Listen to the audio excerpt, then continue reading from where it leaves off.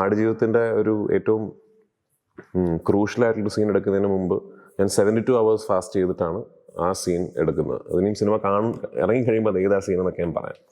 അപ്പോൾ ആ ഒരു ട്രാൻസ്ഫർമേഷൻ്റെ ഏറ്റവും പീക്ക് അവസ്ഥയിൽ നിൽക്കുമ്പോൾ the plan was that finally നമ്മുടെ യൂണിറ്റ് ഇവിടുന്ന് എല്ലാം റെഡിയായി ജോർഡനിലേക്ക് പോകുമ്പോൾ ആ ഫൈനൽ 2 weeks ഞാൻ ഓസ്ട്രിയയിലെ വിവ മായർ എന്ന് പറയുന്ന ഒരു ഫെസിലിറ്റിയിൽ I will go and join.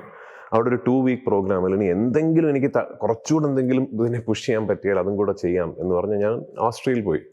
But I remember ഞാൻ ഇവിടുന്ന് ബ്ലെസ് ചേട്ടനെ വിളിച്ച് പറഞ്ഞു, ഫസ്റ്റ് ഡേ അവിടെ ചെല്ലുമ്പോൾ ദേ വേ യു വെയ്റ്റും ബോഡി എല്ലാ മറ്റ് ഫങ്ഷൻസും എല്ലാം മെഷർ ചെയ്തിട്ട് അവിടുത്തെ doctors refused to put me in a weight loss programme.